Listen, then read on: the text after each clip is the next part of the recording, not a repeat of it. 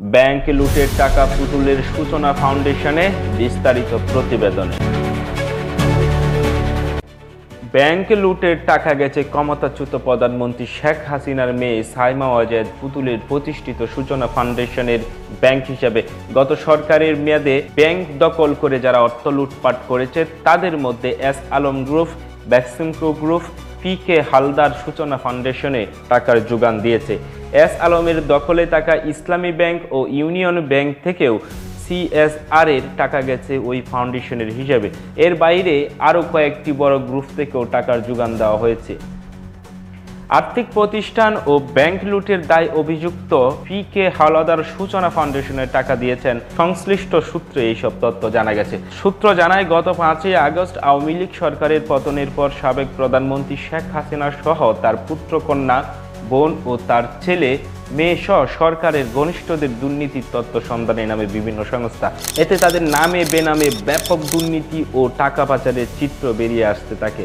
শেখ হাসিনার মেয়ে সাইমা ওয়াজেদ পুতুলের নামেও বিভিন্ন অনিয়ম ও দুর্নীতির তথ্য প্রকাশ্যে আসে।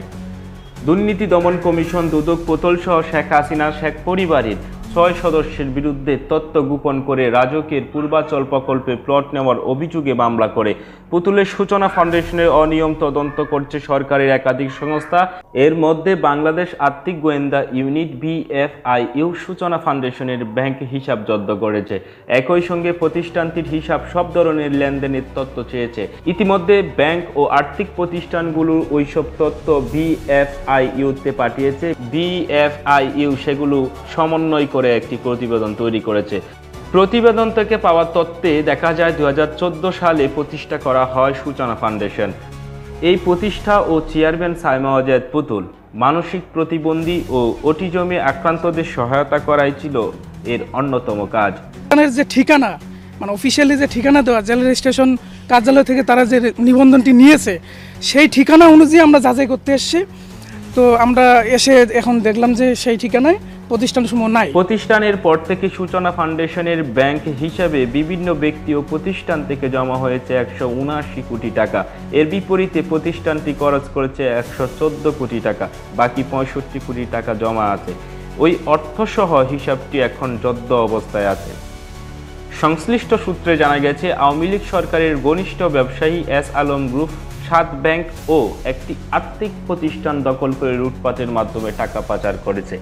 এই গ্রুপের হিসাব থেকে সূচনা ফাউন্ডেশনের টাকা গেছে। ক্ষমতাচ্যুত প্রধানমন্ত্রী শেখ হাসিনার উপদেষ্টা সালমান এফ রহমানের মালিকানাধীন বেক্সিমকো গ্রুপ থেকেও সূচনা ফাউন্ডেশনের টাকার যোগান দেওয়া হয়েছে। এস আলম গ্রুপের দখলে থাকা ইসলামী ব্যাংক ও ইউনিয়ন ব্যাংক থেকে CSR এর সামাজিক দায়বদ্ধতা তহবিল টাকা গেছে সূচনা ফাউন্ডেশনের হিসাবে। আর্থিক প্রতিষ্ঠান ও ব্যাংক লুটের দায়ে অভিযুক্ত পি.কে. হালদার তিনি আমানতকারীদের অর্থ লুটের পাশাপাশি দেশ থেকেও টাকা পাচার করেছেন। দেশ থেকে পালিয়ে এখন ভারতের জেলে রয়েছেন। পি.কে. হালদার এই ফাউন্ডেশনে টাকার যোগান দিয়েছেন।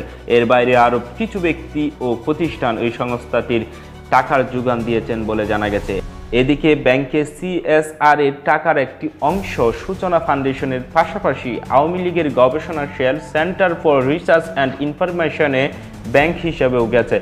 সংস্থাটির ব্যাংক হিসাব জব্দ করা হয়েছে। এছাড়াও আন্তঃব্যাংক মোবাইল ফাইন্যান্সিয়াল সার্ভিস লেনদেন পরিচালনার জন্য গঠিত বিনিময় নামে যে প্ল্যাটফর্মটি রয়েছে তার নেপথ্যে মালিকানায় ছিল সাবেক প্রধানমন্ত্রী শেখ হাসিনার ছেলে সজীব ওয়াজেদ জয়।